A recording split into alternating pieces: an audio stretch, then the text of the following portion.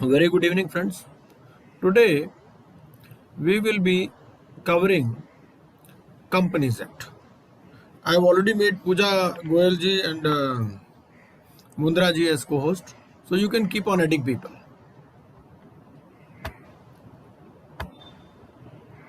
Companies Act. In Companies Act, there are only selected chapters, so we need not read the entire Companies Act, and only these particular chapters are to be read. And the most important chapters out of these are Chapter 15 on compromise arrangements and amalgamations, which has got a deep link with IBC, and another important chapter is winding up of companies. So these two chapters are particularly extra important. There are various types of forms, and most of the forms are prefixed with a particular nomenclature so that we can easily identify such forms. Like forms related to accounts, they are prefixed with AOC, compromise arrangements and amalgamation CA, registered valuers ABCD, striking off of name, removal of name STK, for use in NCLT, for use in NCLAT. Information about directors, forms are prefixed with the words DIR. Forms regarding prospectus, allotment of securities, they are prefixed with the words PAS. And forms related to shares are prefixed with the words SH. So we can have a brief idea as to what type of form it is just by looking at the form number.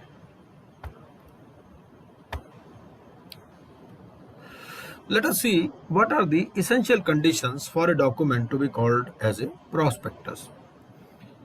As I already told you, this is not a complete coverage of the Companies Act. We are covering only the related chapters which are in our syllabus. So let us see what are the essential conditions for a document to be called a prospectus. First condition is that the document should invite the public for subscription of shares, debentures, deposits, such other instruments. Most of us might be under the impression that it is for subscription of shares only, but it also includes debentures, deposits, and such other instruments. And invitation should be made by the company or on behalf of the company. In case the invitation is not made by the company or on behalf of the company, then such a document cannot be called as a prospectus. There is a new concept of private placement. Earlier, the concept was of statement in lieu of prospectus, but now the concept is of private placement. So private placement shall be made only to a select group of persons who have been identified by the board. Such persons are called identified persons whose numbers shall not exceed 50 or such higher number as may be prescribed. But there are certain exclusions to this 50. What are the exclusions? Excluding the qualified institutional buyers as per SEBI ICDR norms. Who are these qualified institutional buyers? Qualified institutional buyers are mainly asset management companies, mutual funds, financial institutions, etc. About these we will read in detail in SEBI issue of capital and disclosure requirements, and employees of the company being offered securities. So 50 plus the qualified institutional buyers as per SEBI ICDR regulations and employees of the company being offered securities under a scheme of employee stock option in terms of provisions of clause B of subsection 1 of section 62 in a financial year. So 50 in a financial year and 50 plus QIBs plus employees being offered under ESOP, subject to such conditions as may be prescribed. So this private placement is only to identified persons identified by the board. And private placement offer an application to identified persons whose names and addresses are recorded by the company. So it cannot be made to unidentified people. It cannot be made to people whose identity is not established or is not available with the company. And another important thing to note here is that the private placement offer and application shall not carry any right of renunciation. That means it is a specific offer. It is an offer only to a particular identified person, and such an identified person cannot renounce his right in favor of another person. ठीक है, अगर renounce ही कर देंगे फिर तो public offer ही हो गया. ठीक है ना। तो आइडेंटिफाइड को ही देना 50 plus QIB plus employees.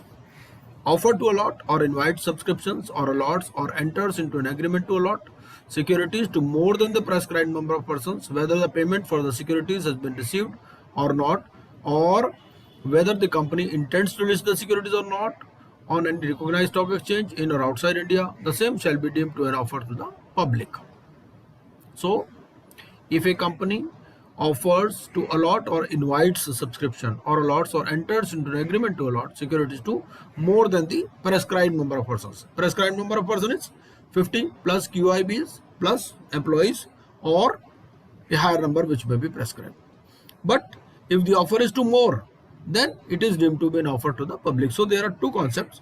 One is a public offer and another is private placement. Okay. The same shall be deemed to be an offer to the public and shall accordingly be governed by the provisions of part 1 of this chapter. Naturally, the public offer is subject to more stringent norms as compared to private placement.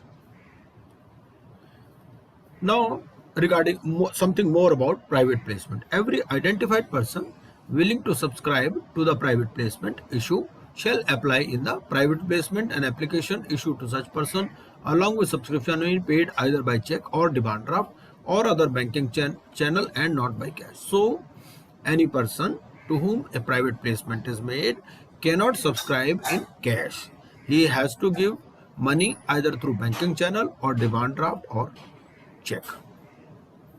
No fresh offer or invitation shall be made unless the allotments with respect to any offer or invitation made earlier have been completed or that offer or invitation has been withdrawn or abandoned by the company. नया offer नहीं हो सकता जब तक पुराने का पूरा हिसाब किताब ना हो जाए, ठीक है। वो क्यों? क्योंकि 50-50 को ही ऑफर करना है ना भाई। 50 में से पुराना ऑफर कंप्लीट नहीं हुआ, अभी आपने 50 को और ऑफर कर दिया, तो ऐसे 50-50 करके आप बढ़ा भी सकते हो ना। इसीलिए तो पहले पुराने को कंप्लीट करो फिर नया ऑफर करो, ठीक है। या तो उसको विड्रॉ करो या कंप्लीट करो या अबंडन करो, ठीक है। तीसरा, subject to the maximum number of identified persons, a company may at any time make more than one issue of securities to such class of identified persons as may be prescribed, ठीक है। Maximum 50 रखना, एक से ज्यादा issue कर सकते हो आप, एक बार 25 कर लिए, दूसरी बार 25 कर लिए, ठीक है। Allotment within 60 days from the date of receipt of the application money for such securities. Allotment आपको करनी है विद इन 60 days, ठीक है, जब आपको मनी रिसीव होगा। ये प्राइवेट प्लेसमेंट की कहानी चल रही है। If the company is not able to allot the securities within that period, it shall repay the application money to the subscribers within 15 days from the expiry of 60 days. तो 15 दिन के अंदर आप पैसा वापस कर दो, या तो 60 days में अलॉट कर दो या अगले 15 दिन में पैसा वापस कर दो। और अगर आप पैसा वापस नहीं करते तो आपको इंटरेस्ट लगेगा 12% का, ठीक है, from the expiry of the 60th day, ठीक है। आपको ये सेपरेट बैंक अकाउंट में रखनी है और इनका एक स्पेसिफिक पर्पज है, उसी पैसे उसी के लिए ये यूटिलाइज कर। पहली बात तो कैश में नहीं रिसीव कर सकते प्राइवेट प्लेसमेंट में, ठीक है ना। और पर्पजेस भी आइडेंटिफाइड है, ये पर्पजेस हैं। इनके अलावा किसी दूसरे पर्पज के लिए आप जो प्राइवेट प्लेसमेंट का पैसा लिया वो यूटिलाइज नहीं कर सकते। पहला, for adjustment against allotment of securities. दूसरा, for repayment of money where company is unable to allot the securities, ठीक है ना। भाई या तो अलॉट करेंगे या नहीं करेंगे, अगर अलॉट करेंगे तो एडजस्ट कर लो और नहीं अलॉट करते तो आप रीपे कर दो। No company issuing securities under this section shall release any public advertisements or utilize any media, marketing or distribution channels or agents to inform the public at large about such an issue. तो private placement में आप कोई media advertisement नहीं कर सकते, कोई public advertisement नहीं कर सकते, ठीक है ना। अगर ये सब कर लिया तो पब्लिक ऑफर ही हो गया ना। तो प्राइवेट प्लेसमेंट किसको करनी है? आइडेंटिफाइड पर्संस को करनी है at a time 50 plus qualified institutional buyers plus employees under stock option को कर सकते हो, या जो हायर नंबर प्रेस्क्राइब्ड हो, ठीक है। आपको विद इन 60 days अलॉटमेंट करनी है। 60 days में अलॉटमेंट नहीं हुई, 15 दिन में पैसे वापस करो, और अगर पैसे वापस नहीं करते तो आपको 12% का ब्याज देना पड़ेगा। मोटा मोटा ये कंडीशंस हैं प्राइवेट प्लेसमेंट की, ठीक है। अब आगे कॉन्सेप्ट आती है इन्फॉर्मेशन मेमोरेंडम की, कि इन्फॉर्मेशन मेमोरेंडम क्या है। These are the various concepts, let us understand these various concepts. Information memorandum क्या है? It should contain all the facts regarding the new charges created, कि भाई नए चार्जेस कौन से क्रिएट हो गए और किन what changes have undergone in the financial position of the company since the first offer of the security और बिटवीन टू ऑफर्स। ये आपको फाइल करना है with the registrar within 1 month before the issue of the second or subsequent offer made under the shelf prospectus as given under Rule 10 of the company's prospectus and allotment of securities rules. ठीक है. अब where any company or a person has received an application for the allotment of securities with advance payment of subscription before any changes have been made. ठीक है, आपको पहले पैसे मिल गए, बाद में आपकी कंपनी में कुछ चेंजेस हो गई. ठीक है, तो उसके बाद में आपको भी क्या करना है, आपको उसको विड्रॉल का ऑफर देना. He must be informed about the changes कि भाई देखो आपने जब पैसे दिए थे तो ये कंडीशन थी फाइनेंशियल पोजीशन की, it is now undergone a change. ठीक है, तो if you want to withdraw you can withdraw. ठीक है, the application if you desires to withdraw the application within 15 days then the money must be refunded to them. तो उनको पैसे आप वापस दे दीजिए. अब एक बार आपने इन्फॉर्मेशन मेमोरेंडम फाइल कर दिया, तो if any offer of securities is made the memorandum along with the shelf prospectus is considered as a prospectus. तो आपको दो चीजें फाइल करनी है, एक ये इन्फॉर्मेशन मेमोरेंडम और एक शेल्फ प्रोस्पेक्टस. तो दोनों को मिला करके उसका इफेक्ट प्रोस्पेक्टस के बराबर ही हो जाएगा. ठीक है, आगे देखते हैं. ये सारी कॉन्सेप्ट्स आएंगी. रेड हेयरिंग प्रोस्पेक्टस क्या है? Red herring prospectus is the prospectus which lacks the complete particulars about the quantum or the price of the securities. तो इसमें पूरी डिटेल्स नहीं है. ठीक है, क्वांटम कई बार डिस्प्ले नहीं होता, कई बार प्राइस डिस्क्लोज नहीं होता रेड हेयरिंग प्रोस्पेक्टस में. ठीक है, तो कंपनी में issue red herring prospectus prior to the issue of prospectus when it is proposing to make an offer of securities. ठीक है, तो प्रोस्पेक्टस से पहले कई बार company red herring prospectus issue करती है. लेकिन आपने अगर रेड हेयरिंग प्रोस्पेक्टस इशू किया है तो complete prospectus also needs to be filed with the registrar at least 3 days prior to the opening of the subscription list और द ऑफर. ठीक है, जो ऑब्लिगेशंस हैं रेड हेयरिंग प्रोस्पेक्टस, हमने पेपर में टीवी में ऐड देखा होगा. नॉर्मली टीवी में होता है कि भाई this is a red herring prospectus. The obligations carried by red herring prospectus are same as a prospectus. ठीक है, तो अगर उसमें कोई वेरिएशन है बिटवीन रेड हेयरिंग प्रोस्पेक्टस और प्रोस्पेक्टस तो it should be highlighted in the prospectus as variations. ठीक है, when the offer of securities closes then the prospectus has to state the total capital raised either by way of debt और share capital. It also has to state the closing price of the securities. ठीक है, क्योंकि red herring prospectus में कई बार price के बारे में या क्वांटम के बारे में कंप्लीट पर्टिकुलर्स नहीं होते. तो जब आप प्रोस्पेक्टस इशू करते हो तो उसमें पूरी डिटेल्स आपको देनी पड़ती है. ठीक है,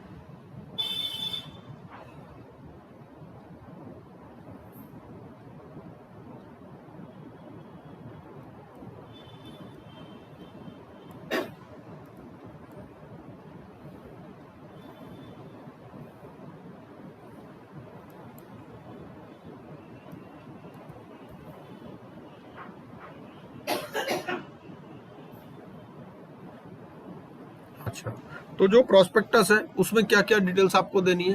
consent of the directors, auditors, bankers to the issue, expert opinion, जिससे भी आपने एक्सपर्ट ओपिनियन लिया उनका भी सारी कंसेंट होती है. Authority for the issue and detail, ये सारी जो प्रोस्पेक्टस में जो आपने डिटेल्स देनी है वो सारी डिटेल है जो पब्लिक ऑफर आप प्रोस्पेक्टस आप इशू कर रहे हो.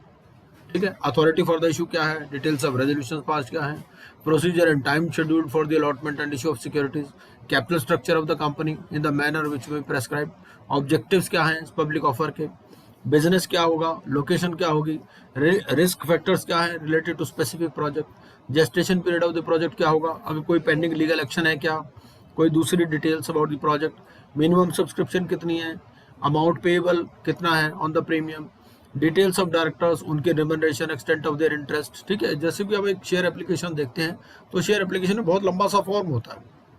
ठीक है ना, तो उसमें भी काफी सारी डिटेल्स रहती है, उसको हम कहते हैं एब्रिज्ड प्रोस्पेक्टस. ठीक है, वो कंप्लीट प्रोस्पेक्टस नहीं होता लेकिन वो भी एब्रिज, उसमें भी मोटा मोटा डिटेल्स सारी रहती हैं. Reports for the purpose of financial information such as auditors report, report of profit and loss of the 5 financial years, business and transaction report, statement of compliance. तो ये सारी चीजें हमारे प्रोस्पेक्टस का पार्ट है. अब as stated under subsection 4 of section 26 of the Companies Act, the prospectus is not to be issued by a company or on its behalf unless on or before the date of publication. तो आपको जिस दिन आप prospectus issue कर रहे हो उससे पहले आपको एक कॉपी डिलीवर करनी है to the registrar. A copy of the prospectus is delivered to the registrar for registration and the copy should be signed by every person whose name has been mentioned in the prospectus as a director or proposed director or the assigned attorney on his behalf. ठीक है. As per section 26 subsection 6 of the Companies Act, the prospectus should mention that its copy has been delivered to the registrar on its face. तो prospectus में ये mention रहेगा भाई copy already delivered है. ठीक है. The statement should also mention the document submitted to the registrar along with the copy of the prospectus. एक minute.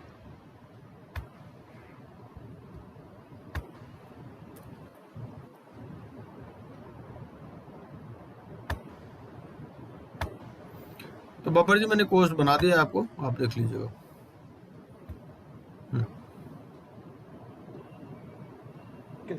ठीक है जी, आगे चलते हैं. उसके बाद में अगला है कि रजिस्ट्रेशन ऑफ प्रोस्पेक्टस. तो रजिस्ट्रार क्या करेगा? रजिस्ट्रार उस प्रोस्पेक्टस को रजिस्टर कर लेगा अगर 26 की रिक्वायरमेंट्स सारी फुलफिल्ड है. 26 की रिक्वायरमेंट्स हम पहले यहाँ देख चुके हैं, ये सारी रिक्वायरमेंट्स हैं.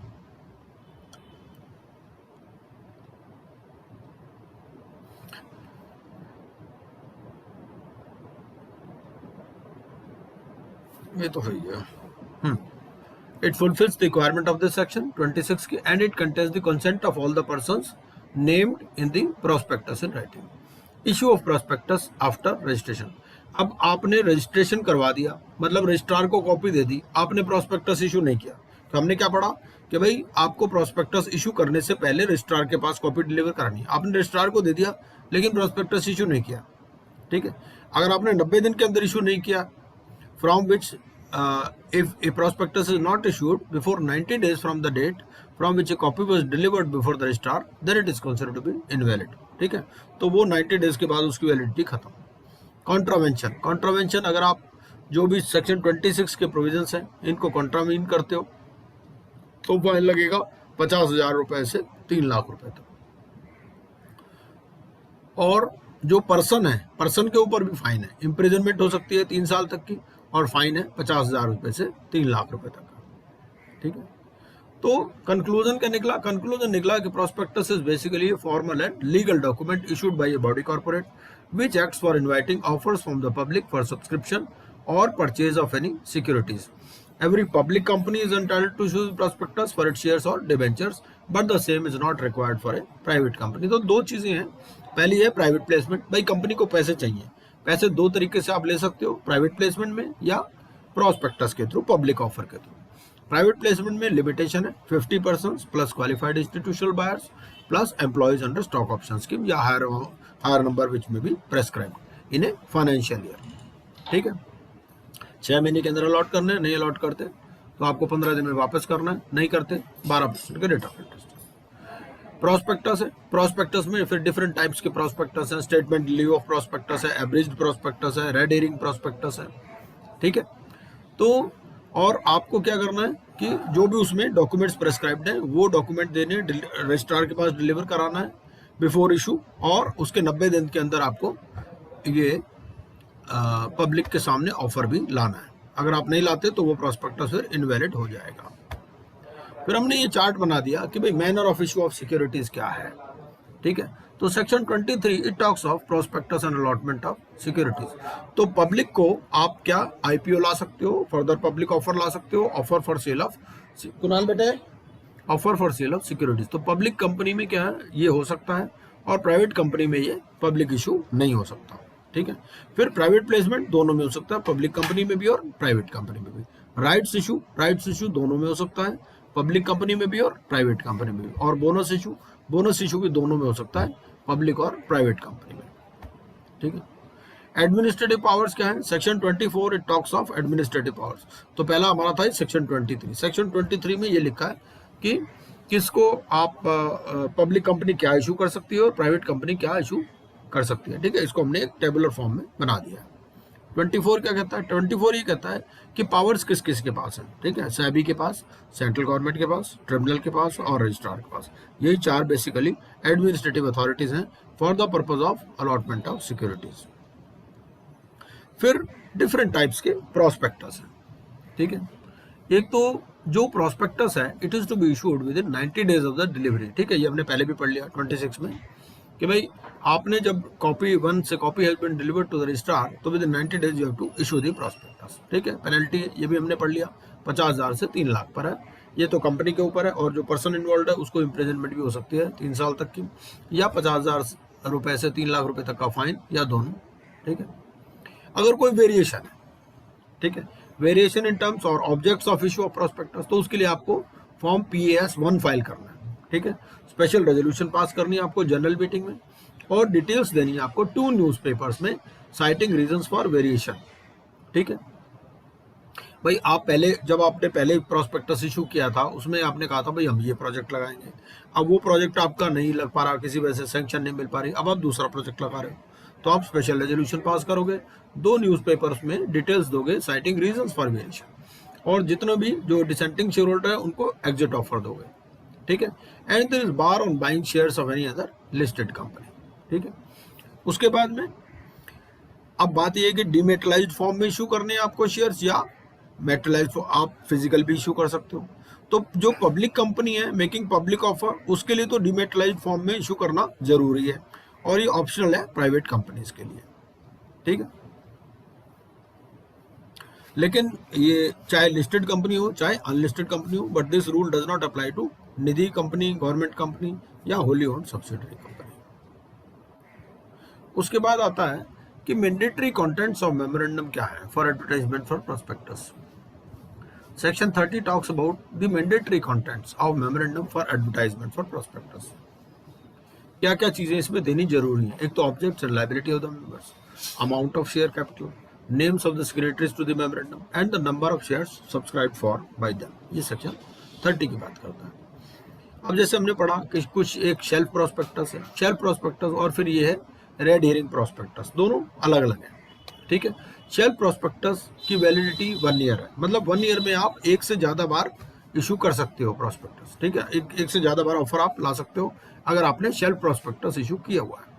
ठीक है, और रेड हेरिंग प्रोस्पेक्टस क्या है? रेड हेरिंग प्रोस्पेक्टस में कंप्लीट पर्टिकुलर्स नहीं होते, क्वांटम या प्राइस के बारे में। ठीक है, तो it may be issued prior to the issue of a prospectus and should be filed at least 3 days prior to the opening of the subscription list and offer. ठीक है, और एक है फॉर्म फॉर इंफॉर्मेशन मेमोरेंडम। ठीक है, तो इसके लिए फॉर्म PAS 2 फाइल करना है।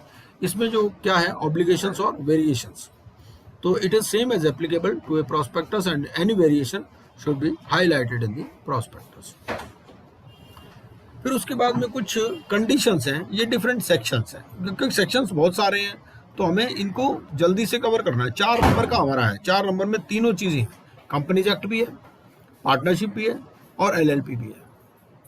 तो अलॉटमेंट ऑफ सिक्योरिटीज में क्या है? एक तो ये है कि जो minimum amount stated in the prospectus, ठीक है ना, और ये आपको मिनिमम स्टिपुलेशन आपको देना है प्रॉस्पेक्टस में कि भाई कितना अमाउंट सब्सक्राइब मिनिमम होना चाहिए।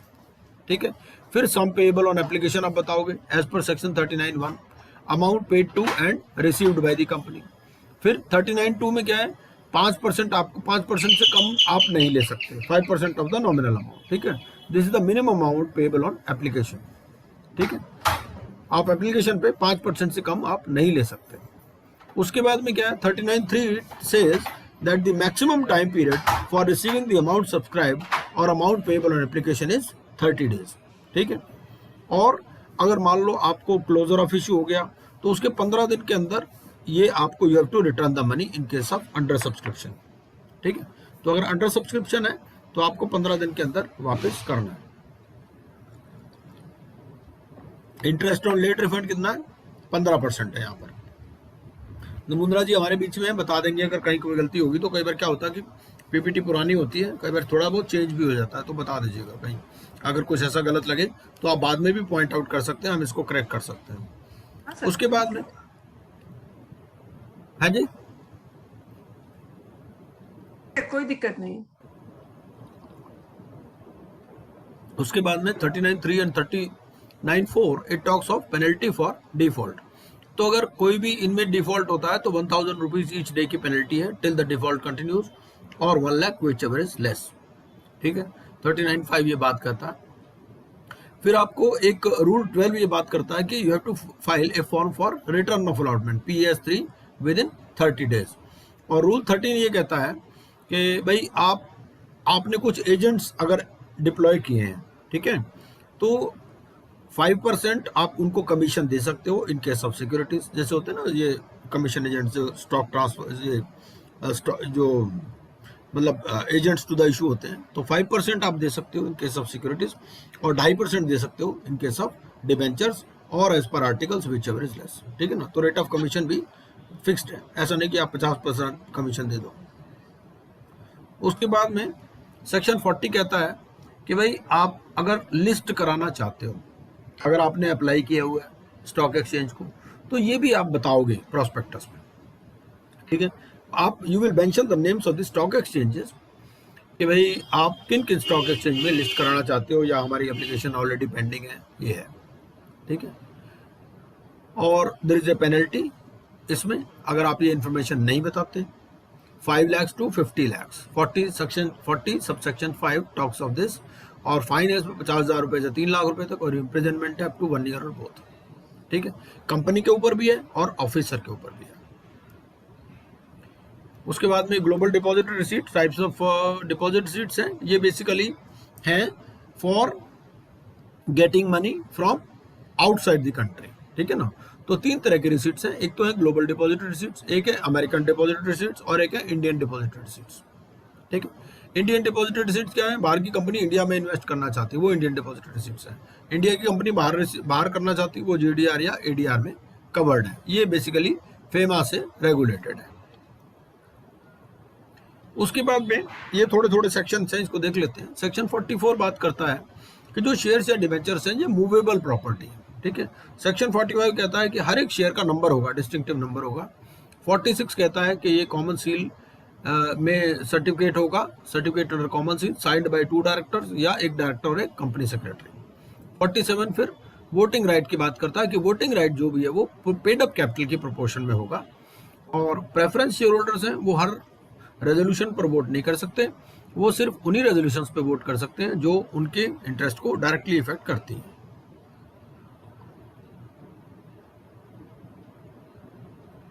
उसके बाद में सेक्शन 48 बात करता है कि variation in shareholders rights with 3/4 consent और by special resolution. So you want to vary the share holders rights, तो उसमें 3/4 कंसेंट चाहिए या स्पेशल रेजोल्यूशन चाहिए।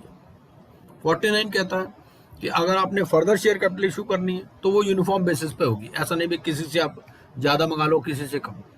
50 क्या कहता है? अगर आपको कोई एडवांस में पैसा मिल गया, ठीक है ना, तो आप एडवांस में ले सकते हो, लेकिन उसको वोटिंग राइट नहीं मिलेंगे, ठीक है। जैसे कई बार क्या होता है, मान लीजिए किसी आदमी ने 1000 के लिए अप्लाई किया, 1000 शेयर के लिए, उसको 100 शेयर मिले, तो जो बाकी 900 वाला पैसा है वो आप रख सकते हो, ठीक है ना, लेकिन उस पर वोटिंग राइट नहीं मिलेंगे। वोटिंग राइट जितने अलॉट हो उसी पर मिलेंगे। और डिविडेंड जो है वो भी आपका on the basis of paid up capital ही होगा। 52 ये कहता है जो प्रीमियम रिसीव्ड है, ठीक है भाई, आप सिक्योरिटी शेयर्स प्रीमियम पे भी इशू कर सकते हो, तो अगर जो प्रीमियम पर इशूड है तो premium received has to be transferred to securities premium account, और उसको स्पेसिफिक पर्पसेस के लिए ही अप्लाई किया जा सकता है, जैसे bonus issue, writing off preliminary expenses, providing for premium repayable on redemption of any redeemable preference shares या डिबेंचर्स, ठीक है। 53 बात करता है कि आप शेयर्स को डिस्काउंट पर नहीं इशू कर सकते except to creditors in accordance with statutory resolution plan या डेट रिस्ट्रक्चरिंग प्लान, ठीक है। आपका कोई रेजोल्यूशन प्लान है या कोई डेट रिस्ट्रक्चरिंग प्लान है, उस केसेस में तो shares might be issued at a discount, but otherwise in general there is a prohibition on issue of shares at a discount. ये ऊपर जो जो भी प्रोविजन हमने बताए, अगर आप नहीं कंप्लाई करते तो पेनल्टी है equal to the amount raised या 5 lakhs whichever is less, besides liability to refund the amount received along with interest at the rate of 12%, ठीक है। 54 क्या कहता है? 54 ये कहता है, it talks of sweat equity issues. तो issue of sweat equity shares if authorised by special, तो सबसे पहले तो एक स्पेशल रेजोल्यूशन चाहिए। उसमें क्या है? Specifying the number of shares, current market price क्या है, कंसिडरेशन इफ एनी। भाई स्वेट इक्विटी होती क्या है? स्वेट इक्विटी वही है कि जिन्होंने कंपनी के लिए मेहनत की है, जिन्होंने कंपनी के लिए पसीना बहाया, उनको शेयर्स इशू करना है। डायरेक्टर हो सकते हैं, एम्प्लॉयज हो सकते हैं, उनको आप फ्री में दे सकते हो या कम पर दे सकते हो, ठीक है। मार्केट प्राइस 500 का है, आपको 100 पे दे दिया, ठीक है। मार्केट प्राइस 500 का आपको फ्री में दे दिया। Consideration if any, and classes of directors या employees. Besides this, it has to conform to SEBI regulations in case of listed shares. तो अगर listed company है तो SEBI regulations भी लगेंगे, और अगर जो अनलिस्टेड कंपनी है तो उस केस में प्रेस्क्राइब्ड रूल्स भी लगेंगे इन case of issue of sweat equity shares. लेकिन स्पेशल रेजोल्यूशन जरूरी है. उस स्पेशल रेजोल्यूशन में ये बताया जाएगा कि कितने नंबर ऑफ शेयर्स इशू करने हैं, करंट मार्केट प्राइस क्या है, हम पैसे ले रहे हैं या नहीं ले रहे. सेक्शन 55. सेक्शन 55 ये कहता है कि भाई only redeemable preference shares can be issued. ठीक है. आप इररिडीमेबल प्रेफरेंस शेयर्स इशू नहीं कर सकते. ठीक है. मैक्सिमम पीरियड जो है 20 साल से एक्सीड नहीं कर सकता, except in case of infrastructure projects. और इसकी जो रिडेम्पशन होनी है रिडीमेबल प्रेफरेंस शेयर्स की, it has to be made out of profits of the company available for dividend and proceeds of a fresh issue made for such redemption. ठीक है. या तो रिडेम्पशन के टाइम पे या तो प्रॉफिट्स अवेलेबल है तो वहां से करो, नहीं तो फ्रेश इशू लाओ. जितने भी रिडीमेबल प्रेफरेंस शेयर हैं ये फुल्ली पेड होने चाहिए बिफोर रिडेम्पशन, और जो नॉमिनल अमाउंट है वो आपको ट्रांसफर करना है कैपिटल रिडेम्पशन रिजर्व अकाउंट में. और प्रीमियम पेएबल जो है, अगर कोई प्रीमियम पेएबल है तो ये आपको प्रॉफिट्स में से या सिक्योरिटीज प्रीमियम अकाउंट में से देना है. 56 बात करता है ट्रांसफर या ट्रांसमिशन ऑफ शेयर्स की, कि भाई 60 दिन के अंदर आपको ट्रांसफर या ट्रांसमिशन को इफेक्ट करना है बेस्ड ऑन द सर्टिफिकेट या instrument of transfer duly executed. ठीक है. ये पीरियड अलग अलग है. 2 मंथ्स है from date of incorporation in case of subscribers to the memorandum. Allotment के केस में भी 2 मंथ्स है. 1 मंथ है इन केस ऑफ ट्रांसफर. ठीक है. और 6 मंथ्स है from date of allotment in case of allotment of debentures. ठीक है. तो ये पीरियड अलग अलग है 56 में. और इमीडिएटली है इन case of securities held with depository. ठीक है. 57 फिर पेनल्टीज की बात करता है. पेनल्टीज फॉर इम्पर्सोनेशन, तो फाइन इसमें 1 लाख से 5 लाख तक. इम्प्रिजनमेंट है 1 साल से 5 साल तक की. सेक्शन 57. तो मेरे को लगता है कि आप लोग कंपनी एक्ट भी साथ में रख के बैठे होंगे.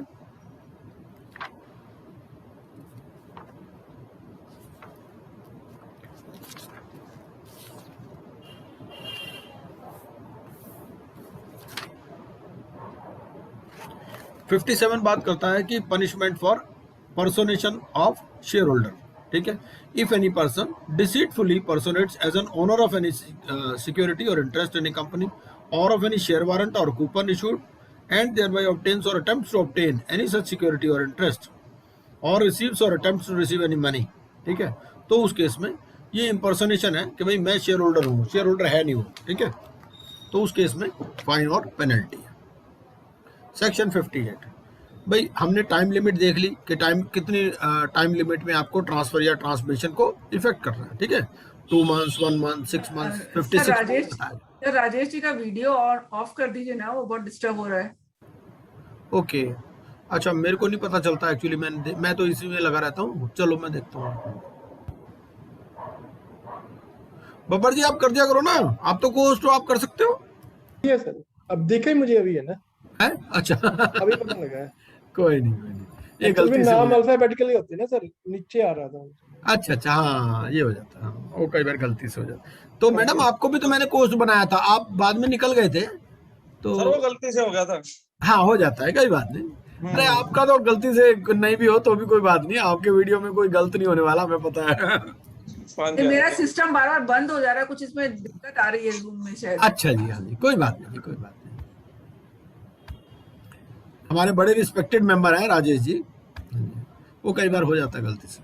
हो जाता है सर, कोई दिक्कत नहीं है. आगे चलते हैं. अपनी ड्यूटी ध्यान दिलाने की. हाँ जी. हाँ जी. हाँ जी. तो आगे देखते हैं. सेक्शन 58 क्या कहता है. सेक्शन 58 ये बात करता है कि refusal to register and time period for appeal. भाई आपने ट्रांसफर के लिए अप्लाई किया, कंपनी को शेयर भेजे, कंपनी ने शेयर ट्रांसफर नहीं करे. ठीक है. तो या तो वो आपको बताएगी या नहीं बताएगी. अगर प्राइवेट कंपनी है, अगर उसने आपको नहीं बताया, ठीक है ना, तो आप क्या कर सकते हो कि 60 डेज में आप ट्रिब्यूनल के पास अप्लाई कर सकते हो अगर आपको इंटीमेशन नहीं. और उसने आपको बता दिया इंटीमेशन ऑफ रिफ्यूजल रिसीव, तो आप 30 दिन के अंदर आप अपील फाइल कर सकते हो before tribunal in case of private company. और पब्लिक कंपनी भी ऐसे ही, भाई आपने अप्लाई किया, उसने बताया नहीं बताया. अगर नहीं बताया तो 90 डेज का पीरियड है, और अगर बता दिया तो कम का पीरियड है 60 डेज. ठीक है ना. तो 30 दिन का, इसमें 30 और 60 है, उसमें 60 और 90 है.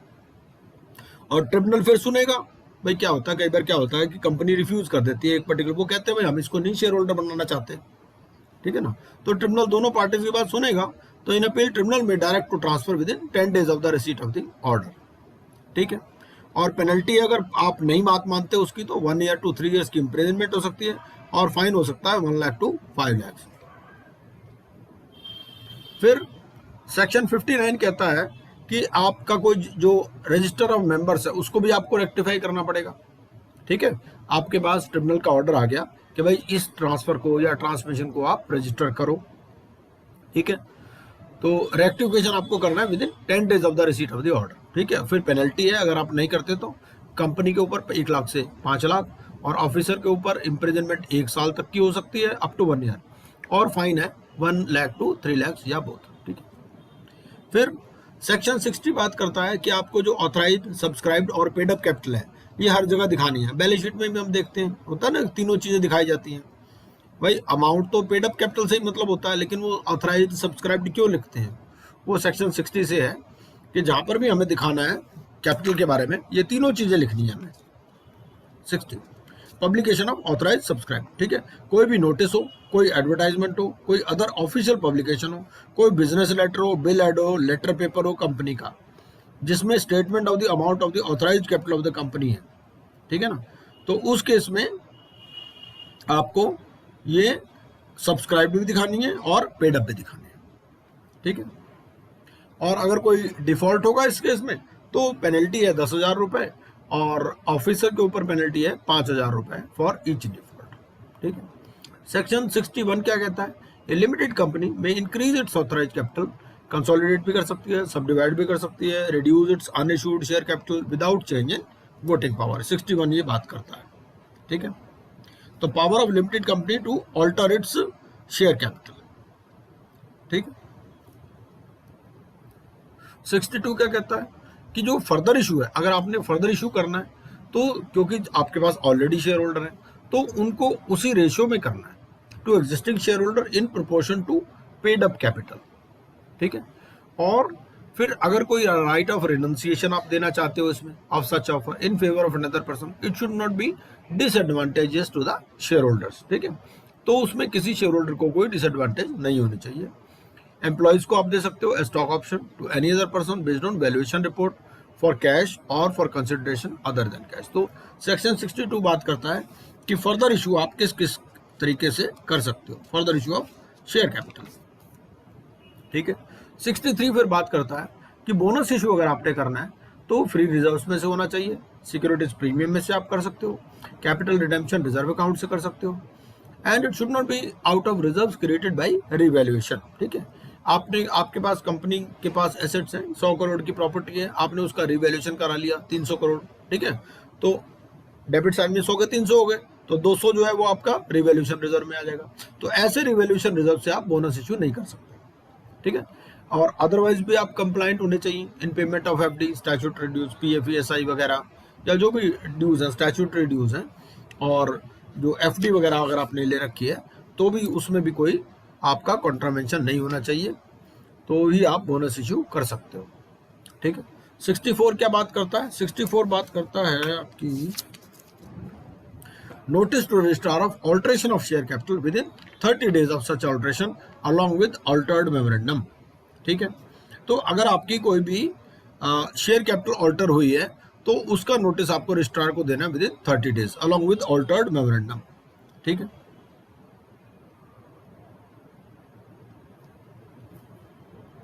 अगर आप सेक्शन पढ़ोगे तो सेक्शन में कई बार और ज्यादा डिटेल होती है, लेकिन यहाँ तो हम थोड़ी थोड़ी डिटेल देते हैं। अगर उसके बाद अगर आपने पढ़ना है, इसमें हमने क्या ध्यान दिया है, इसमें 3-4 चीजें हमने देखी हैं भाई। एक तो ये कि अगर इसमें से कोई क्वेश्चन पूछ ले तो उस क्वेश्चन का आप आंसर दे सको। हमने जो सेक्शन के ये बना रखे हैं नोट्स, ये इसी हिसाब से बना रखे हैं कि भाई अगर कोई क्वेश्चन आपसे पूछ ले तो उस क्वेश्चन का आप आंसर दे सको। तो अमाउंट है, कोई पेनल्टी है, उसको हमने खास ध्यान दिया है, या कोई कंडीशंस है तो, ठीक है ना। बाकी वैसे अगर आप एक्ट में पढ़ोगे तो और डिटेल में है। फिर पेनल्टी है उन कंपनी एंड ऑफिसर 1,000 रुपये ईच डे या 5 लाख रुपए whichever is less. Section 65 क्या कहता है कि unlimited company to provide for reserve share capital on conversion into limited company, ठीक है, and no increase part to be called except in case of winding up, ठीक है। तो अगर कोई अनलिमिटेड कंपनीज होती हैं which is having share capital, and unlimited company having a share capital may by resolution for registration as A limited company under this act do either और both of the following things. पहला, एक तो ये क्या करेगी कि it will increase the nominal amount of its share capital by increasing the nominal amount of each of its shares subject to the condition that no part of the increased capital shall be capable of being called except in the event and for the purpose of the company being wound up, provide that a specified portion of its uncalled share capital shall not be capable of being called up except in the event and for the purpose of the company being wound up। ठीक है, तो ये है इन case of unlimited company. Section 66 बात करता है reduction of share capital की, कि अगर आप अपनी शेयर कैपिटल को रिड्यूस करना चाहते हो तो ट्रिब्यूनल को अप्लाई करना पड़ेगा, एंड ट्रिब्यूनल में approve the reduction after giving notice. वो सारी पार्टीज को नोटिस जाएगा पब्लिक नोटिस की शेप में, सेंट्रल गवर्नमेंट, सेबी को, रजिस्ट्रार को, क्रेडिटर्स को, ठीक है ना। और अगर आपकी कंपनी ने कोई रीपेमेंट ऑफ डिपॉजिट्स में या उसके इंटरेस्ट में डिफॉल्ट किया है तो उस केस में you will not be allowed for reduction of share capital. ठीक है, सेक्शन 67 बात करता है फिर आपकी restrictions on purchase by company or giving of loans by it for purchase of its shares। ठीक है, अपने ही शेयर्स खुद नहीं खरीद सकती कंपनी, या अपने ही शेयर्स खरीदने के लिए लोन नहीं दे सकती। एक्सेप्शन क्या है? एक्सेप्शन भाई एम्प्लॉयज को दे ही सकते हो, ठीक है ना।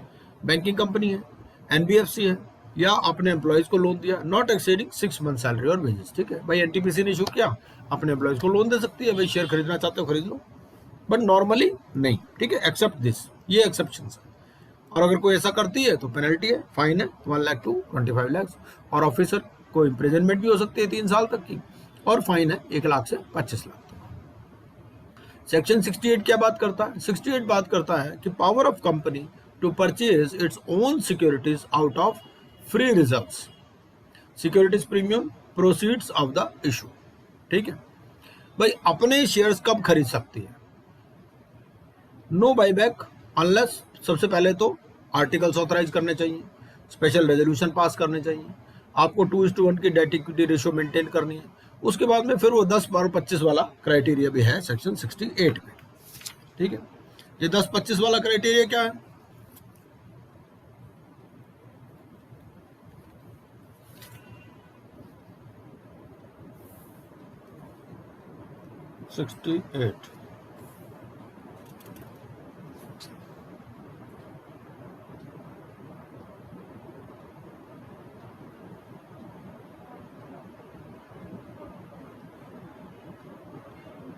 Buyback is 25% or less of the rate of paid up capital and free reserves, provided that in respect of the buyback in a financial year, the reference to 25% shall be construed with respect to the total paid up equity capital in that financial year.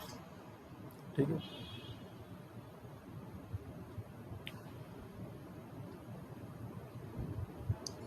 Sir सब हाँ जी sir इसमें शायद ऐसा है कि 10 to 25% में special resolution चाहिए और हाँ, लेस देन 10% में बोर्ड रिजोल्यूशन से भी चलेगा। देख लो।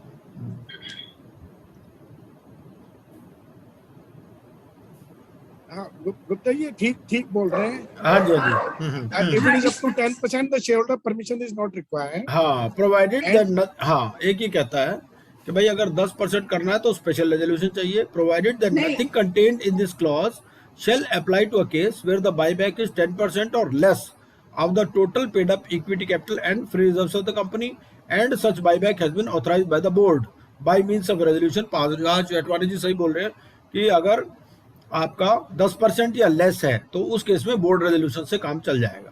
हाँ बिल्कुल। हाँ सर, 10% तक हाँ, का ये- बोर्ड ये- को पावर है। हाँ, ये मैं एक्ट से 10% पढ़ तक रहा का हूँ। बोर्ड को पावर है। हाँ, 10% से ज्यादा करना हो तो हाँ, आपको स्पेशल रेजोल्यूशन बिल्कुल में जाना पड़ेगा। और अगर 25% हो तो देख लेते हैं, द बाईबैक इज 25% और less of the aggregate of the paid up capital and free reserves, provided 25% से ऊपर किसी साल में नहीं हो सकता, बस 10% से 25% के बीच में स्पेशल रेजोल्यूशन लगेगा। हाँ बिल्कुल बिल्कुल ठीक है। चलिए आगे चलते हैं।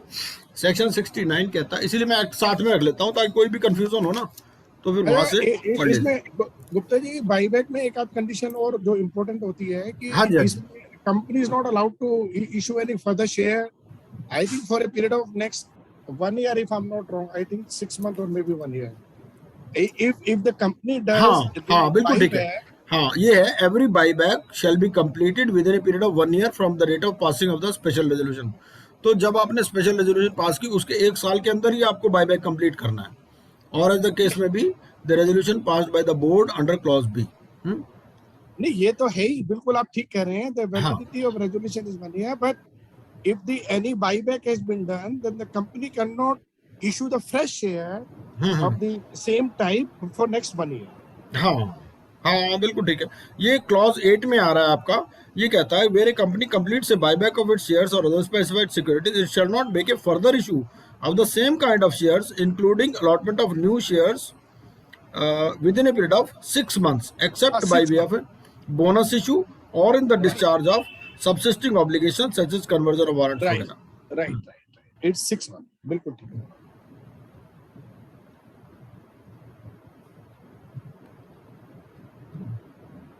तो आगे चलते हैं, मतलब काफी डिटेल में। अब क्या होता है, वो पूरा लिखते हुए तो पूरा एक्टिव हो जाएगा ना, मोटी मोटी बातें यहाँ लिख दी।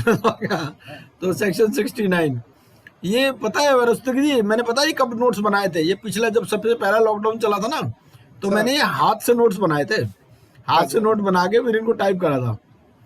नहीं नहीं ये बहुत आप तो इतनी मेहनत करते हो, it is all very very commendable. तो 69 फिर ये दिव्या सोमानी जी ने इसको करेक्ट किया थोड़ा बहुत, उसमें कुछ कुछ गलतियां थी तो मैंने उनको भेजा, फिर उन्होंने मुझे सजेस्ट किया इसमें ये चीजें चेंज हो गई हैं, तो मैंने उस हिसाब से फिर उसको इनकॉर्पोरेट कर दिया। सेक्शन 69 क्या कहता है, transfers of certain sums to capital redemption reserve account equivalent to nominal value of own shares purchased. ठीक है, तो आपको जो अपने शेयर्स परचेज किए हैं आपने, तो उसके बराबर का अमाउंट आपको कैपिटल रिडेम्पशन रिजर्व अकाउंट में रखना है। The capital redemption reserve account may be applied by the company in paying up unissued shares of the company to be issued to members of the company as fully paid bonus shares। तो उनको आप as fully paid bonus shares दे सकते हो, ये section 69 कहता है। Section 70 क्या कहता है कि प्रोहिबिशन है for buyback in certain cases. आप थ्रू सब्सिडरी नहीं कर सकते, मतलब आप छुप छुपाते नहीं कर सकते। ठीक है, जो चीज करनी है ओपन में करो, थ्रू इन्वेस्टमेंट कंपनी, या अगर आपका कोई डिफॉल्ट हुआ है in repayment of deposits unless defect is removed and 3 years have elapsed. ठीक है ना, तो ये मेन कंडीशन है कि इस अदरवाइज आप बाईबैक नहीं कर सकते। ठीक है, 71 बात करता है फिर जो डिवेंचर्स हैं, convertible debentures issue to be approved by special resolution at general meeting. Debentures के केस में अगर आपको कन्वर्टेबल डिवेंचर्स इशू करने हैं तो उसके लिए आपको स्पेशल रेजोल्यूशन चाहिए जनरल मीटिंग। उनको आप कोई वोटिंग राइट नहीं दे सकते। डिवेंचर रिडेम्पशन रिजर्व अकाउंट में आपको अमाउंट रखना पड़ेगा और आपको डिवेंचर ट्रस्टी भी रखना पड़ेगा in case invitation is to more than 500। और डिवेंचर ट्रस्टी अगर उसको लगता है कि भाई company assets will not be company assets will be insufficient to pay to the debenture holders, तो वो फिर पिटीशन फाइल कर देगा बिफोर ट्रिब्यूनल। ठीक है, डिवेंचर ट्रस्टी, ये डिवेंचर ट्रस्टी नॉर्मली बैंकर होते हैं और default of order of tribunal is punishable. ठीक है, ऑफिसर के ऊपर इंप्रिजनमेंट अप टू 3 years और फाइन है 2 lakhs to 5 lakhs और बोथ। ठीक है, फिर power to nominate on death. Nomination की पावर का क्या है कि भाई सिंगल होल्डर हो आप या जॉइंट होल्डर हो। अगर आप सिंगल होल्डर हो तो नॉमिनी के पास चली जाएगी। ठीक है, पावर टू नॉमिनेट। ठीक है, और अगर आप जॉइंट होल्डर हो तो nominee to become entitled on death of all the joint holder, तो पहले जॉइंट होल्डर के आपस में जाएगी। मान लो 2 जॉइंट होल्डर है ए और बी, ठीक है ना, तो पावर टू नॉमिनेट, मान लो 2 अगर जॉइंट होल्डर हैं ए और बी, तो ए की डेथ होगी तो बी नॉमिनेट कर सकता है। ठीक है, और सिंगल होल्डर हो तो नॉमिनी ही नॉमिनेट कर सकता है ऑन डेथ। ठीक है, और अगर कोई नॉमिनी माइनर है तो any other person till majority of the minor. ये 72। उसके बाद एक्सेप्ट, ये है acceptance of deposits, section 73 to 76A। Normally ये जब 2013 वाला एक्ट आया था तो काफ़ी ये था कि भाई इसमें आप डिपॉजिट्स नहीं ले सकते। ठीक, तो there is prohibition on acceptance of deposits from public except by banking company या एनबीएफसी। अगर आप बैंकिंग कंपनी है या एनबीएफसी हैं तभी आप डिपॉजिट ले सकते हैं, अदरवाइज आप डिपॉजिट नहीं ले सकते। ठीक है, acceptance of deposit from members, तो सर्कुलर इशू करना है आपको मेंबर्स को indicating total amount, credit rating and amount due in respect of previous deposits है। और अब ये जो सर्कुलर है आपको रजिस्ट्रार के पास फाइल करना है within 30 days before issue of circular, ठीक है। और आपको क्या करना है, you have to deposit on और before 30th day of April minimum 20% of the amount of deposits maturing during the following financial year. ये सेक्शन 73 में कंडीशंस है, ठीक है। इस कंडीशन को देख लेते हैं जरा कि 20% क्या है इसमें कंडीशन। अगर आपके पास एक्ट है तो एक बार पढ़िए जरा।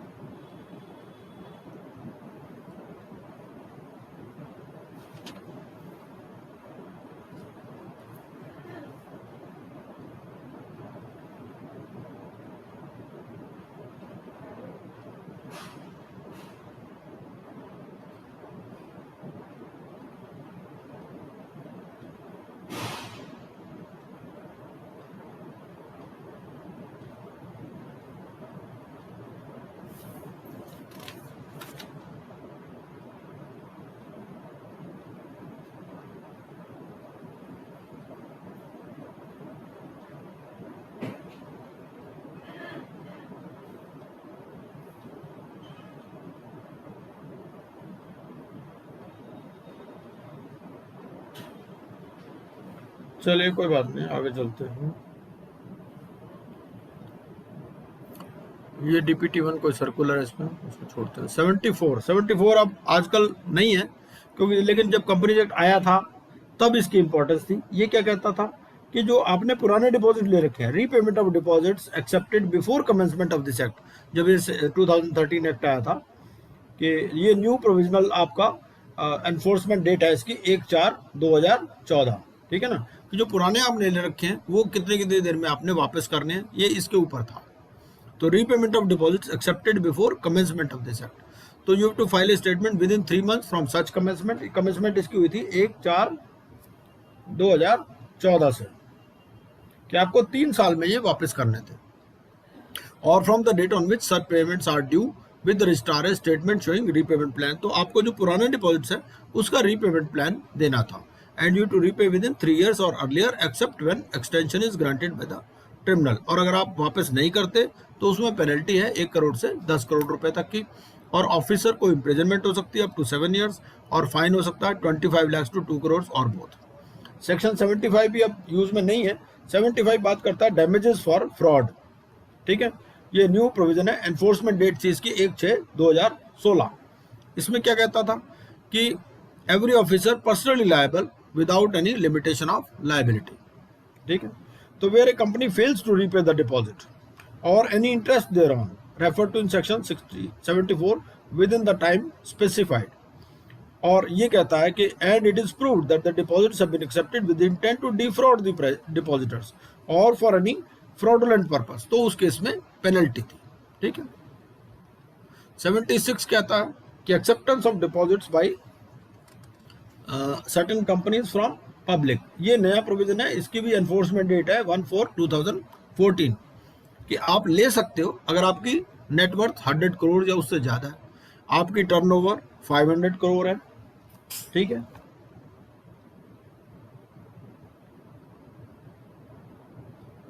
और करना क्या है आपको, एक स्पेशल रेजोल्यूशन पास करनी है, क्रेडिट रेटिंग लेनी है और एडिक्वेट सेफ्टी की for every year during tenure of deposits, ठीक है। आपने 5 साल के लिए डिपॉजिट लिया तो हर साल आपको क्रेडिट रेटिंग लेनी पड़ेगी। And company has to create charge on assets within 30 days of such acceptance. ये कुछ कंडीशंस हैं, मतलब कुछ कंपनीज बाय सर्टेन कंपनीज वो डिपॉजिट ले सकती है, हर कंपनी डिपॉजिट नहीं ले सकती, ठीक है। मेंबर से आप ले सकते हो, मेंबर से आप थ्रू सर्कुलर ले सकते हो, ठीक है। लेकिन पब्लिक से लेने के लिए आपको ये नेटवर्थ और टर्नओवर वाली कंडीशंस देखनी पड़ेगी। फिर 6A है। 76A क्या कहता है? Punishment for contravention of section 73 और सेक्शन 76। फाइन है इसमें 1 करोड़ या double the deposit accepted, maximum इसमें 10 करोड़ तक हो सकता है। ऑफिसर के ऊपर इम्प्रिजनमेंट हो सकती है 7 साल तक की। फाइन है 25 लाख से 2 करोड़ रुपए तक का। फिर ये रजिस्ट्रेशन ऑफ चार्जेस से रिलेटेड है, चैप्टर 6। ये क्या कहता है? ये कहता है कि charge means an interest or lien created on the property और assets of the company or any of its undertakings or both as security and includes a mortgage. तो चार्ज के लिए क्या करना है आपको? ये है 77 बात करता है कि duty to register charge within 30 डेज। जो भी चार्ज आपने क्रिएट किया आपको 30 दिन के अंदर रजिस्टर कराना है, ठीक है। अब इसमें क्या है, ये कंपनीज ऑर्डिनेंस आया था 2019, तो कुछ चार्जेस जो पहले से क्रिएटेड थे उनके लिए उन्होंने कहा कि भैया आप इनको 300 दिन के अंदर रजिस्टर करा लो, ठीक है। और जो चार्ज क्रिएटेड आफ्टर अमेंडमेंट है उनको आप कहा कि भैया आप विद इन 60 डेज रजिस्टर करा लो, ठीक है। लेकिन नॉर्मल पीरियड जो है वो ड्यूटी टू रजिस्टर चार्ज है विद इन 30 डेज, सेक्शन 77। ये कहता है 77 ये कहता है कि it shall be the duty of every company creating a charge within और outside India on its property और assets whether tangible or otherwise and situated in or outside India to register the particulars of the charge signed by the company and the chargeholder together with instrument creating and in such manner within 30 days of its creation। तो 30 दिन के अंदर आपको कराना है, ठीक है। जो चार्जेस पुराने वाले हैं उसके लिए 300 है, और in case of charges created on और after the commencement of the companies amendment act 2019 within a period of 60 days of such creation, तो इसको 60 डेज में कराना है।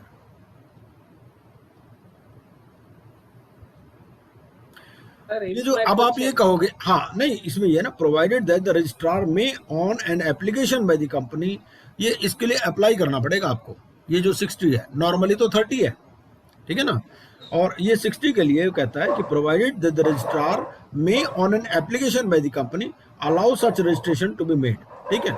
जो पुराने वाले हैं उसके लिए 300 पीरियड, 300 के लिए आपको रजिस्ट्रार के पास अप्लाई करना है, और जो चार्जेस क्रिएटेड है ऑन और आफ्टर उसके लिए अगर आप 60 डेज में करना चाहते हो उसके लिए आपको अप्लाई करना है। नॉर्मल पीरियड 30 डेज का है।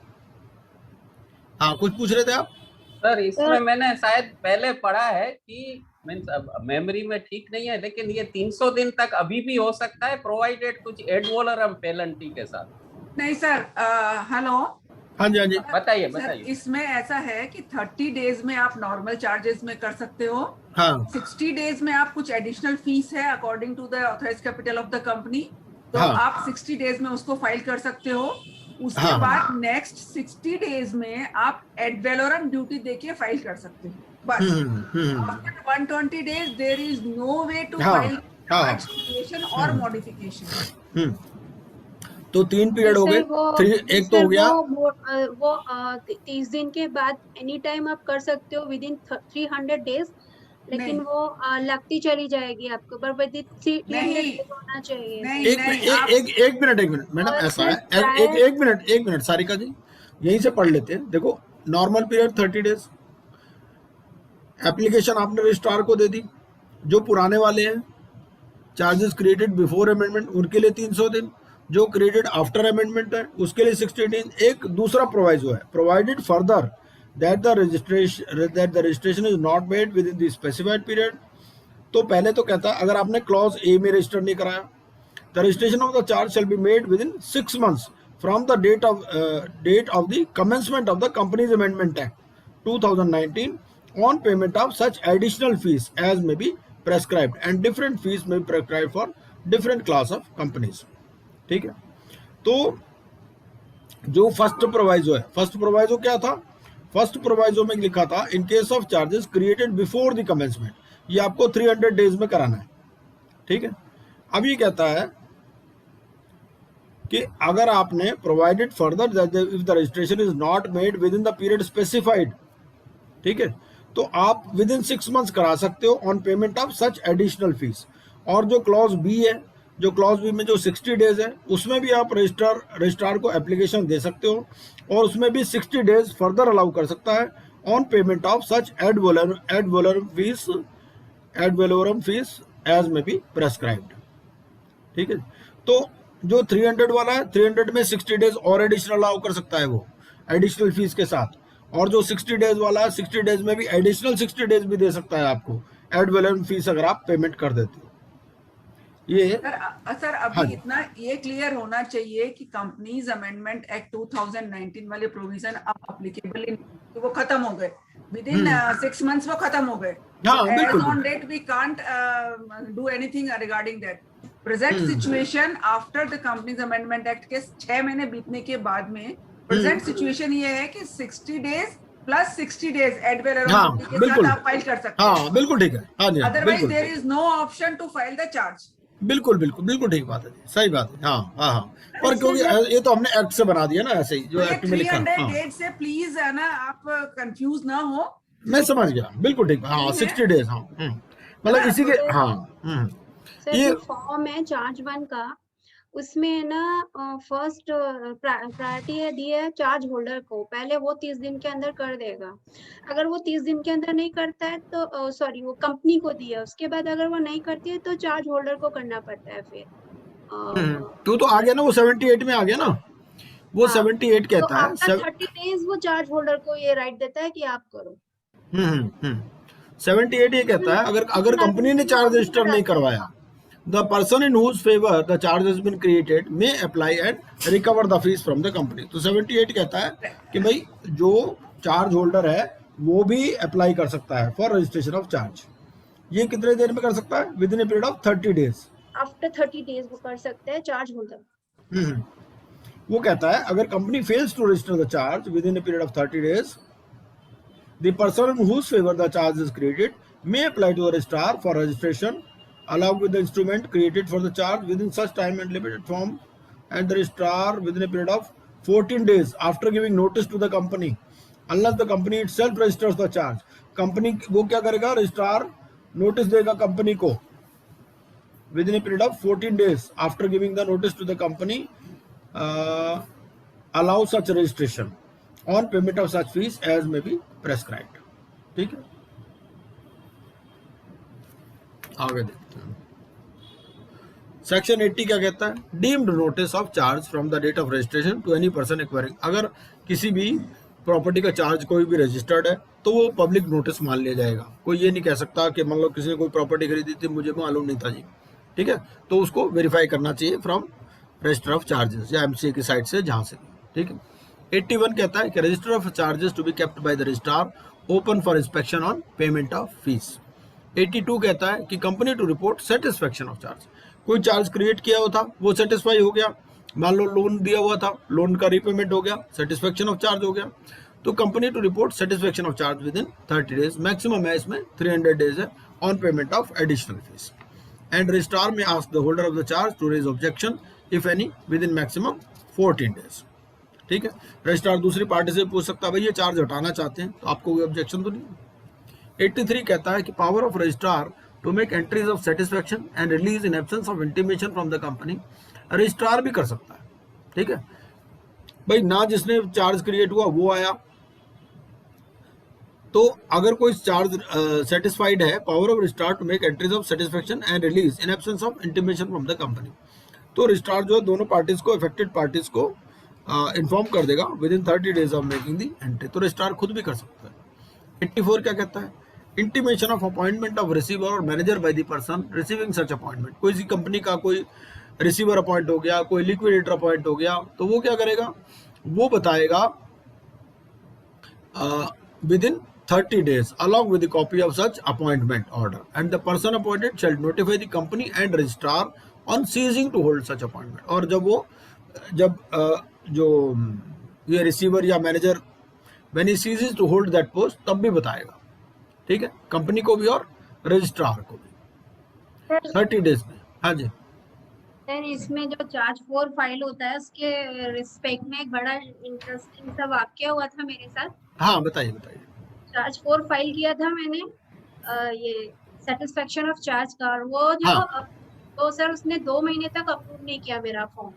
अच्छा, यार उसी ऑफिस में हमने अपना स्टाफ भेजा तो उसको बोल रहा है कि आपका जो क्लाइंट है जिसका ये चार्ज 4 है, उसने ना मेरे को मैं उसके स्टोर में गया था, उसने मेरे साथ अच्छे से ट्रीट नहीं किया, इसलिए मैं ये फॉर्म में इसको अप्रूव नहीं कर रहा हूँ। तो सर फिर सॉरी वॉरी बोला और उनको वो जो आइटम जो भी लेना था वो दिलवाया, तो उन्होंने फॉर्म अप्रूव किया। हाँ जी। तो लेकिन चलो उसका इस बात से तो कोई मतलब नहीं ना, एक्ट से तो हमारे कोई मतलब नहीं उस बात का। तो अब आगे चलते हैं। 85 क्या कहता है? सेक्शन 85 कहता है register of charges along with copy of instrument to be kept at registered office. ठीक है, तो ये पब्लिक डॉक्यूमेंट है and it is open for inspection to members and creditors without any payment of fees. और जो अगर creditors या members के अलावा कोई हैं तो उनको पेमेंट ऑफ फीस पर आप रजिस्टर ऑफ चार्जेस दिखा सकते हो। ठीक है, ये रजिस्टर्ड ऑफिस पर रखा जाएगा। 85 ये बात करता है।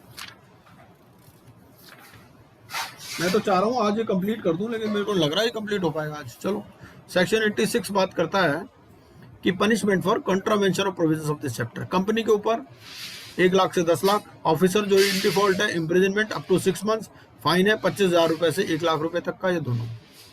87 कहता है कि अगर कोई रेक्टिफिकेशन है तो सेंट्रल गवर्नमेंट भी रेक्टिफिकेशन कर सकता है, rectification by central government and register of charges. तो रजिस्ट्रार के पास भी पावर है, जिसके फेवर में चार्ज क्रिएटेड है वो भी कर सकता है, रजिस्ट्रार खुद भी कर सकता है।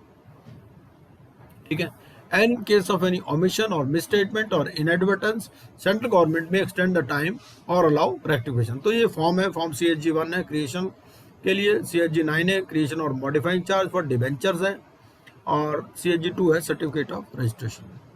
उसके बाद में मैनेजमेंट एंड एडमिनिस्ट्रेशन आता है, सेक्शन 88 to 122। इसमें ये कहता है कि भाई जो रजिस्टर आपको मेंटेन करने हैं 88 to 91 है और 95 सेक्शन है। एनुअल रिटर्न के लिए सेक्शन 92 to 94 है। मीटिंग्स के लिए सेक्शंस 96 to 102 एंड 121 है। और requisites of convening a meeting है सेक्शंस 103 to 120। मेरे ख्याल आज इतना ही करें, बाकी बाद में करते हैं, है ना, क्योंकि लंबे हैं चीजें ये ना। आप थोड़ा इसको देख लीजिएगा, हाँ सर, बहुत वास्ट है कंपनीज एक्ट, है ना। हाँ, टाइम लगेगा इसमें। हाँ बहुत वास्ट है। पर हमने अब कोशिश की है कि अपनी प्रेजेंटेशन में ना, और इसके ऊपर ही आप लिख देना, जहां पर भी आप इसका प्रिंट आउट लोगे या कंप्यूटर पे भी आप लिख सकते हो। आपने जो भी नोट्स बनाने हो इसके ऊपर ही बना लेना आप इसमें। और इसका क्या है, वेटेज भी कम हो गई है, पहले वेटेज ज्यादा थी पुराने सिलेबस में ना, तो आप वेटेज कम कर दी है इसकी, तो उस हिसाब से भी केस स्टडी भी हमें दे देते हैं ना इसमें, केस स्टडी भी है। हाँ है ना, 6 नंबर का केस स्टडी भी है इसमें ना। हाँ हाँ बिल्कुल है जी, तो केस स्टडी भी इसमें डाल रखी है ना मेरे बाद में। हाँ तो 10 नंबर का हो गया ना सर फिर ये। हाँ, ये हमने केस स्टडी डाल रखी है, ये जो है ये डाल रखी है। इसमें कौन कौन से चैप्टर से रिलेटेड, हमने चैप्टर का नाम भी दे दिया उसमें। अच्छा, हाँ, ये सारी केस स्टडी इसमें डाल रखी है। ओके। हाँ, ये सारी इसमें है। और इस पर हमारा पुराना वीडियो लेक्चर भी है, कमल गर्ग जी आए थे, उन्होंने लेक्चर लिया था, तो वो भी है, उसको भी आप देख सकते हैं, मिल जाएगा, मैं ग्रुप में भी डाल दूंगा, तो आप इसको पढ़ लीजिएगा। बाकी कल करते हैं, फिर कल नहीं परसों, कल तो अब लिक्विडेशन पे करेंगे, सुदेश कुमार जी लेंगे इसमें। ये फिर पार्टनरशिप की कुछ केस स्टडी है, और फिर ये LLP वाली है।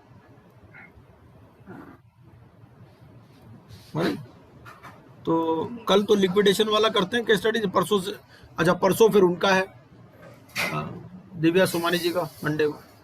कोई नहीं, इसके बाद में कर लेंगे, अब शुरुआत तो होगी ना कंपनी एक्ट की, बाद में आप भी थोड़ा थोड़ा पढ़ते रहिए, बाद में इसको कर लेंगे आराम से। ठीक है, ठीक। हाँ सर, ये पढ़ लेंगे हम लोग। हैं? हाँ, हाँ पढ़ लेंगे। और जो पुराने वीडियो लेक्चर भी आपको मिल सकते हैं, वहाँ पे भी वही कहानी बताई गई है, उसमें से भी आप देख सकते हो आराम से।